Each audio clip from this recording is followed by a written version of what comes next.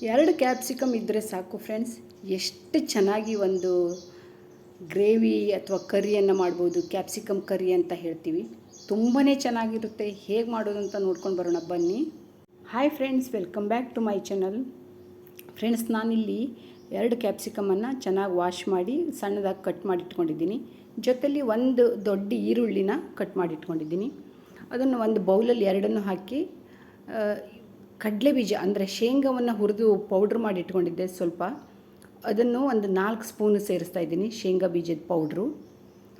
ಅದನ್ನು ಹಾಕಿದ ಮೇಲೆ ಒಂದು ಅರ್ಧ ಸ್ಪೂನು ರೆಡ್ ಚಿಲ್ಲಿ ಪೌಡ್ರು. ಸ್ವಲ್ಪ ಇದು ಖಾರ ಇದೆ, ಅದಕ್ಕೆ ನಾನು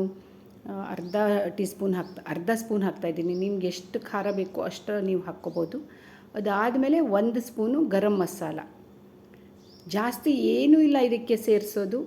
ಸ್ವಲ್ಪ ಉಪ್ಪು ಹಾಕಿದ್ದೀನಿ, ಜಾಸ್ತಿ ಈಗ ಹಾಕ್ತಾಯಿಲ್ಲ ನಾನು. ಆಮೇಲೆ ಒಂದು 2-3 ಸ್ಪೂನ್ ಆಗುವಷ್ಟು ಎಣ್ಣೆ, ನೀವು ಅಡುಗೆಗೆ ಯಾವ ಆಯಿಲ್ ಯೂಸ್ ಮಾಡ್ತೀರೋ ಆ ಆಯಿಲನ್ನು ಹಾಕಿ ಹೀಗೆ ಮ್ಯಾರಿನೇಟ್ ಮಾಡ್ಕೊಳ್ಳೋಣ. ಒಂದು 5 ನಿಮಿಷ ಹಿಂಗೆ ಅದನ್ನು ಚೆನ್ನಾಗಿ ಮಿಕ್ಸ್ ಮಾಡಿ ಇಟ್ಕೊಂಡ್ರೆ ಸಾಕು. ಇಲ್ಲಿ ನಾನು ಒಂದು ಪ್ಯಾನನ್ನು ಒಲೆ ಮೇಲಿಟ್ಟು ಗ್ಯಾಸ್ ಮೀಡಿಯಮ್ ಫ್ಲೇಮ್ ಇಟ್ಕೊಂಡಿದ್ದೀನಿ.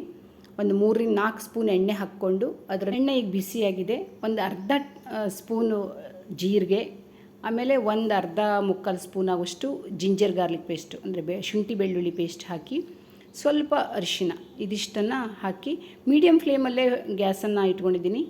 ಚೆನ್ನಾಗಿ ಫ್ರೈ ಆದಮೇಲೆ ಈ ಮ್ಯಾರಿನೇಟ್ ಮಾಡಿ ಇಟ್ಕೊಂಡಿರೋ ಕ್ಯಾಪ್ಸಿಕಮ್ಮು ಮತ್ತು ಆನಿಯನ್ ಏನಿದೆಯಲ್ಲ ಅದನ್ನು ಈ ಪ್ಯಾನಿಗೆ ಹಾಕಿ ಚೆನ್ನಾಗಿ ಮಿಕ್ಸ್ ಮಾಡೋಣ. ಒಂದು 5 ನಿಮಿಷ ಹೀಗೆ ಫ್ರೈ ಮಾಡೋಣ. ತುಂಬ ಈಸಿ, ತುಂಬ ಚೆನ್ನಾಗಿರುತ್ತೆ. ನಾವು ಪನ್ನೀರ್ ಗ್ರೇವಿ ಎಲ್ಲ ಹೇಗೆ ಮಾಡ್ತೀವಲ್ವ, ಪನ್ನೀರ್ ಕರ್ರಿ, ಪನ್ನೀರ್ ಗ್ರೇವಿ ಅಂತ, ಅದೇ ಥರನೇ ಆಗುತ್ತೆ. ಟೇಸ್ಟ್ ಅಂತೂ ಇಷ್ಟು ಚೆನ್ನಾಗಾಗುತ್ತಲ್ಲ, ತುಂಬ ಬೇಗ ಆಗುತ್ತೆ. ಕ್ಯಾಪ್ಸಿಕಮ್ ತಿಂದೇ ಹೋದವರು ಯಾರು ಬೇಕಾದರೂ ಇದನ್ನು ತಿಂತಾರೆ. ಮಕ್ಕಳು ಸಹ ತಿಂತಾರೆ, ಇಷ್ಟು ಚೆನ್ನಾಗಾಗುತ್ತೆ. ಮಕ್ಕಳಿಗೆ ಎಷ್ಟೋ ಜನರಿಗೆ ಇಷ್ಟ ಆಗಲ್ಲ, ಅಂಥವರು ತಿಂತಾರೆ ಈ ಥರ ಗ್ರೇವಿ ಮಾಡಿದರೆ.